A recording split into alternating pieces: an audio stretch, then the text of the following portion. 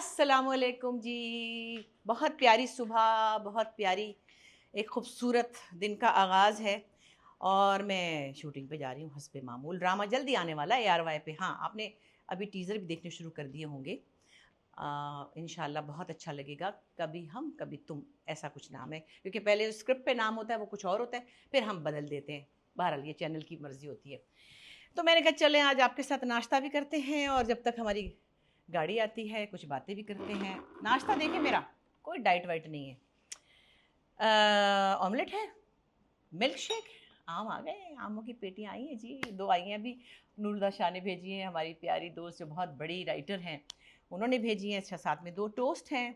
आप लोग पूछते हैं, मैं बताऊंगी। ये मेरी वो फक्की है जो मैं सुबह सुबह लेती हूँ और सेहत के लिए बड़ी ज़रूरी चीज़ें हैं इसमें। तो जनाब बिस्मिल्लाह करके मैं अपना नाश्ता करती हूँ। इसको मैंने थोड़ा सा ना मशीन नहीं, इसको थोड़ा सा घी में ऐसे बस कड़क सा कर लिया। कभी कभी मुझे ऑमलेट के साथ ऐसे टोस्ट अच्छे लगते हैं। अच्छा जी, बातें हो रही हैं आजकल बहुत ज़्यादा परेशान कुन क्रिकेट के ऊपर। क्रिकेट ने दुख दिया है बहुत ज़्यादा आप सबको, है ना। एक तो मैं कहूँ कि ऐसी चीज़ों को इतना ज़्यादा दिल पे ना लिया करें, अपनी सेहत का भी ख्याल रखा करें। लोगों को दिल के दौरे पड़ने लग गए। दूसरे मैं ये कहूँगी, जैसे दुनिया में हर चीज़ बदल गई है, रिवायतें बदल गई हैं, तरीक़ेकार बदल गया है, वैल्यूज़ बदल गई हैं।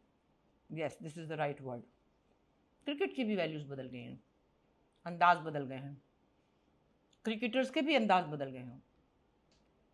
हम जब हमारी बहुत यूथ थी या हमसे पहले, तो बड़े बड़े क्रिकेटर्स थे। आसिफ इकबाल साहब थे, उधर फिर ज़हीर अब्बास साहब थे, बड़े प्यारे हमारे दोस्त भी हैं वो।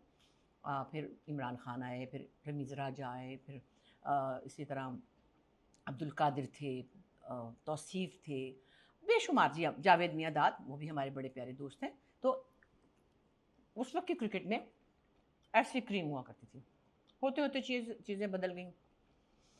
नए नए बच्चे आए, इंज़माम आए, शाहिद अफरीदी आए, बड़े फ़ख्र के काबिल हैं वो लोग। उन्होंने पाकिस्तान का नाम ऊँचा किया।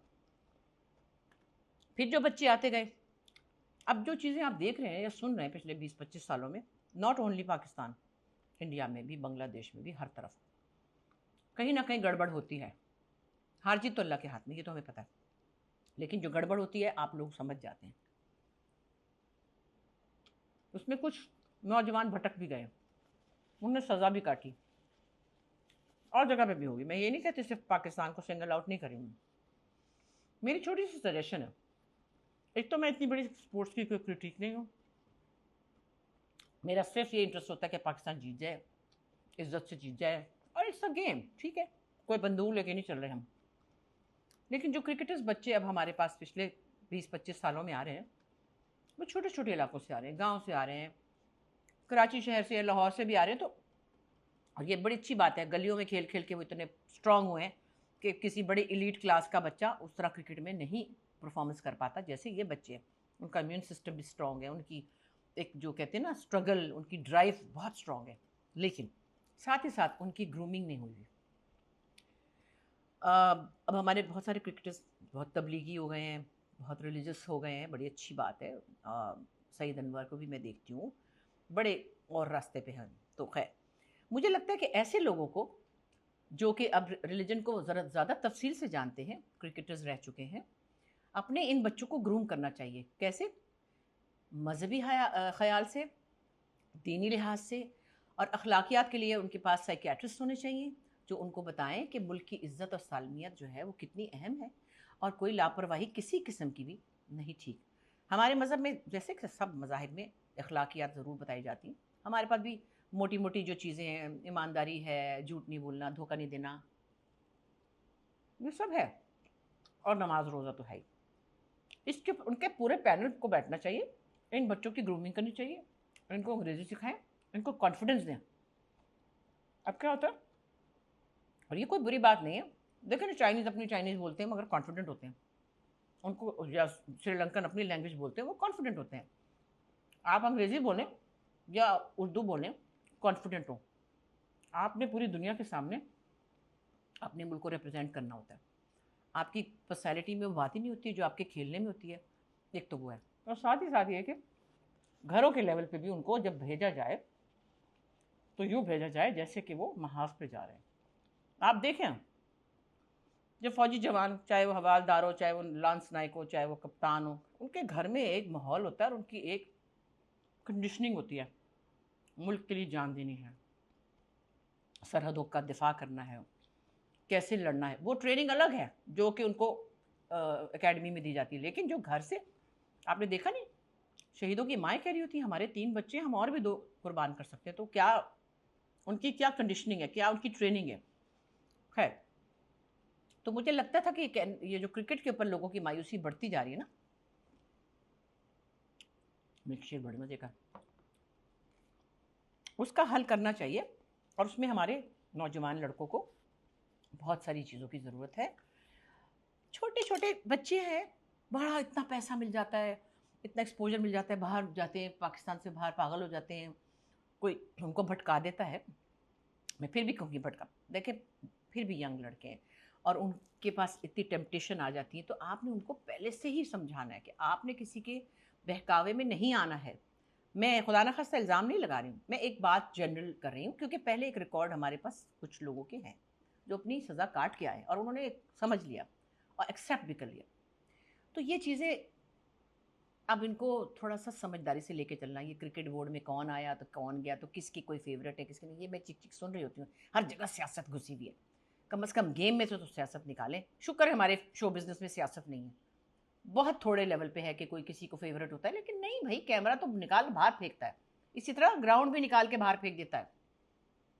अगर कोई किसी की सिफारिश पे आता है, 2 मिनट में उसको बैट बॉल जो है ना वो समझा देता है कि नहीं आता तुम्हें। लेकिन खैर, अब ये बातें तो होती रहती हैं भाई, सियासत किस चीज़ में है, क्या है, वगैरह वगैरह। हाँ, मैंने जो पराठा बनाया था ना, मैंने देखा बहुत सी बहनों को अच्छा लगा, उन्होंने कहा ये वो चिल्ला पराठा, क्या कहते हैं इसको, मैंने कल क्या कहा था, 2-3 नाम बताए थे, खैर वो भी मैं भूल गई। तो मैंने इसका नाम टीटू पराठा रख दिया, एक ने कहा इसका नाम बुशी पराठा रख दें, एक ने कहा इसका नाम पम पराठा रख दें। पम मेरी ग्रैंड डॉटर है टोरंटो में और उनका नाम शहरजाद है, हम उनको प्यार से पम कहते हैं। बड़े अच्छे नाम। और कुछ ने तो कहा हमें बड़ा मज़ा आया, कुछ ने तो कहा हम ये भी बनाते हैं। जैसे डोसा होता है ना, डोसे में सूजी होती है, मुझे पता है। मैंने डोसा खाया था बॉम्बे में, इनऑर्बिट मॉल में, और वो मलाड में इनऑर्बिट मॉल है ना। मेरी दोस्त नसीम मुखरी, मेरी बहुत ही प्यारी मोहतरम दोस्त हैं, शैला अमजद खान, गब्बर सिंह वाले भी, हम लोग गए थे खाने, इतना बड़ा था वो, तस्वीर भी है उसके साथ। तो खैर, मैं तो ये देखती हूँ कि आजकल सादे खाने खाने चाहिए, कम खर्च बाला नशीन, है ना। उसमें कोई इतने पैसे नहीं लगते और आपका एक बड़ा अच्छा डिश का एक्सपीरियंस भी हो जाता है। खैर, कुछ ने ये भी कहा कि वो जो आप बनाती हैं मसाला, ये जो मैं खाती हूँ, इसके बारे में बताऊँगी कि क्या क्या कितना डलेगा। सब बहुत काम की चीज़ें हैं, बहुत मज़े की चीज़ें हैं और आपकी सेहत के लिए ज़रूरी हैं। अच्छा जी, ईद आने वाली है, अब ईद पे 10-10 जोड़े ना बनाइएगा प्लीज़, सॉरी। आप मुझे ना कहिएगा, क्योंकि मैं तो पता नहीं कितने महीनों के बाद मैं मॉल में गई थी, जो मैंने वहाँ पे कोई 2-4 कपड़े झपट लिए थे, बस। उसके अलावा कभी कभी डिज़ाइनर भी भेजे थे और 1-2 दफ़ा मैंने ऑर्डर भी किए थे। तो मैंने देखा तस्वीर बड़ी प्यारी है, हानिया आमिर हमारी आर्टिस्ट है ना, बड़ी प्यारी सी, उसकी कपड़े थे। मुझे क्या पता वो ब्रांड नहीं है, वो कोई 2 नंबर है, मैंने तो कभी ऑर्डर नहीं किए थे वो। अब मैं नाम नहीं ले रही, उनकी शोहरत ऊपर तक पहुँच जाएगी। मैंने मंगा लिए, उसकी तरह के थे, मगर वो इतने ख़राब कपड़े थे ना, इतना ख़राब मटीरियल था। मैंने उनको फ़ोन किया, उन्होंने कहा जी ये तो हम, आप फिर ब्रांड से ले लें। मैंने कहा तो आप कौन हैं? तो ये लोग चोरी करके और वही छाप देते हैं। हाँ, ज़रा ध्यान से। तो मैंने कहा मैंने तो आइंदा से बगैर, मतलब जाके देखे बगैर नहीं लेना। दूसरे सॉरी टू से, अब मैं दर्जियों से इतनी घबरा गई हूँ, मेरा दिल नहीं चाहता, बर्फ़ आ गई मुँह में, मज़ा आ गया। तो मैं तो वही रेडीमेड ही कहती हूँ। और कपड़े ख़राब कहाँ होते हैं, आपने पहने, और कॉटन के कपड़े तो ख़राब नहीं होते, हाँ जब तक कि आप उन पर सालन न गिराए। जैसे कि मेरे वाइट कपड़ों को खाना खाने का बहुत शौक़ है। कुछ भी हो जाए, मैं कुछ ना भी करूँ ना, बाद में देखती हूँ ये क्या गिरा, ज़रूर गिर जाता। आपके साथ भी ऐसा होता होगा, बताइएगा।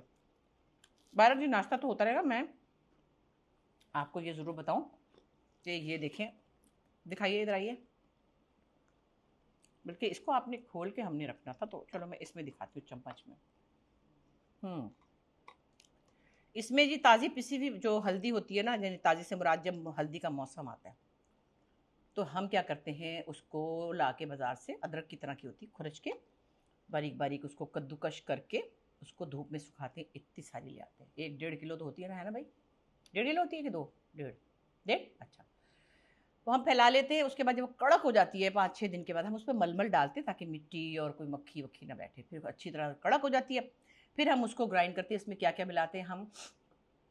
आधी चमची फ्लैक्सीड, आधी चमची मेथी दाना, मतलब इस वाले में, मैं बड़े वाले में, इसमें समझ लें कि अगर चलें इसको हम बताते हैं हिसाब से, अगर ये 3 चम्मच ये हल्दी के हैं तो फिर इसमें आधी आधी पौनी पौनी चमची ये वाला टेबल स्पून ये अलसी पीस के, और मेथी दाना, दालचीनी पाउडर, कलौंजी और अजवाइन, और मेरा तो दिल चाहता है सौंफ भी। उसमें सौंफ डाली थी कि नहीं? सौंफ भी डालें। सौंफ अब डालिएगा आप। अच्छा, ये सब मिला के और ये 1 चम्मच बन जाता है। और सुबह मैं 1 टेबल स्पून ले लेती हूँ। उसके ऊपर मैं क्या करती हूँ, देखिए ज़रा, गिर भी जाता है कभी कभी। इसका अच्छा सा प्यारा सा बनाओ बॉटल। इसकी बहुत गरीब शक्ल है, अमीर शक्ल की शीशे की बोतल। अच्छा, ये डाला इसमें हमने। ये दरमियान में मैं इसलिए खाती हूँ कि इसका ज़रा, वैसे कड़वा नहीं होता।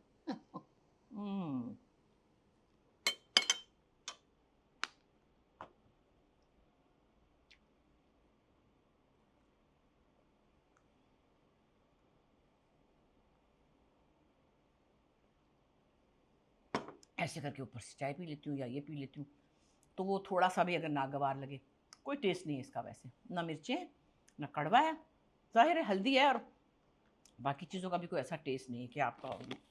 तो ये करके ग्रुप अंदर। और बहुत सी प्यारी बहनें मुझे ये भी कहती हैं मेकअप ट्यूटोरियल दिखाएं। अरे भाई, क्या ट्यूटोरियल, आप लोगों को सब आता है, मैं तो क्या बताऊँ। दूसरे पता नहीं, मुझे दिखाना नहीं आता कैसे करते हैं। कोशिश करूँगी मैं एक दिन कि मैं आपको दिखाऊँ कि मैं क्या करती हूँ। ज़्यादातर तो ये है कि शूट का मेकअप बेसिक सा होता है ये, इसमें लैशेज़ वैशेज़ नहीं लगती। मैं इसको जाके बल्कि और हल्का कर लेती हूँ थोड़ा सा, क्योंकि वो एक मिडिल क्लास खातून है जो कि बहुत एलैबोरेटेड मेकअप नहीं करती। लिपस्टिक भी मैं थोड़ी सी मध्यम कर लेती हूँ। ये तो मैं ज़रा आपसे बातें करने के लिए थोड़ी सी बन ठन के बैठ जाती हूँ। चलिए, फिर आपसे बात होगी इंशाल्लाह। अपना ख्याल रखिएगा। अच्छा जी, ईद की तैयारियों में अपने उन बहन भाइयों को ना भूलिएगा जिनको आपकी मदद की ज़रूरत है, या जो आप कुर्बानी कर रहे हैं, उनके घरों पे छोड़ के बेल बजा के भाग जाइएगा। किसी को हाथ से मत दीजिएगा ताकि उनको शर्मिंदगी ना हो। और ये जो सड़क पे बैठे हुए ना गोश्त जमा करने, प्लीज़ इनको ना दीजिएगा। मैं सॉरी टू से, वो भी ज़रूरतमंद है, लेकिन वो किसी और पर्पज़ के लिए गोश्त बेच देते हैं, मैंने सुना है। तो जो सफ़ेद पोश लोग अफोर्ड नहीं कर सकते, या वो सड़क पे नहीं जा सकते, मांग नहीं सकते, आप ऐसे घरों में जाइए, खामोशी से घंटी बजाइए, या कोई बच्चा है उसको पकड़ाएं और गायब हो जाएं आप। ये मज़ा है। मैं तो जा नहीं सकती, वो मेरे से तस्वीरें खिंचाने लग जाएंगे। मैं क्या करूँ, मैं ऐसी कोई ना कोई हरकत करूँगी, मगर मैं खुद नहीं जा सकती। बहरहाल, फिर मुलाकात होती है इंशाल्लाह आपसे। अपना ख्याल रखें, खुश रहें।